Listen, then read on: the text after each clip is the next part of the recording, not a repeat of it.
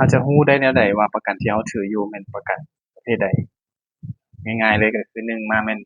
ถามเซลล์เลยถามผู้ขายว่าเป็นประกันแบบใดคุ้มครองแบบใดอาแต่ว่ามันก็มีวิธีเบิ่งเนาะเบิ่งจากราคาง่ายๆก็คือว่าถ้าเป็นหลัก300,000 600,000หรือว่าล้านต้นๆหมายถึงว่าล้าน1ล้าน1ล้าน2จั่งซี้ให้แน่ใจเลยว่าเป็นประกันชั้น3เนาะก็คือการคุ้มครองจะคุ้มครองแต่บุคคลที่3เมื่อเกิดความเสียหายเกิดไปตามกับสิ่งอื่นวัตถุอื่นหรือว่าคนเนาะอันนี้ก็จะคุ้มครองแต่บุคคลที่3ส่วนรถเราหั้นแบ่งเองถ้ามันอยู่หลักล้านห้า2ล้าน2ล้าน2ล้านห้า3ล้านอันนี้ก็เป็นแน่นอนเลยว่าเป็นประกันชั้น2ประเภทชั้น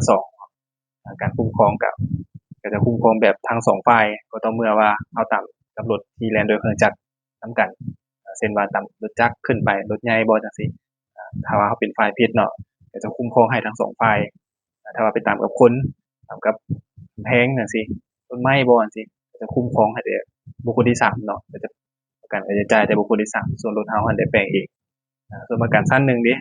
ชั้น1จะอยู่ที่หลัก4ล้าน5ล้านขึ้นไปเนาะ6ล้าน7ล้านไปถึง10ล้าน20ล้าน30ล้าน40ล้านอันนี้ก็แล้วแต่ประเภทเรื่องของวงเงินเนาะแล้วก็เรื่องของประกันภัยนั่นแหละประกันชั้น1แหละว่าเป็นประกันชั้น1แบบจำกัดวงเงินบ่หรือว่าเป็นประกันชั้น1แบบเต็ม 100% นี่ก็สำหรับวิธีการเบิ่งประกันภัยด้วยวงเงินนั่นเองขอบใจหลาย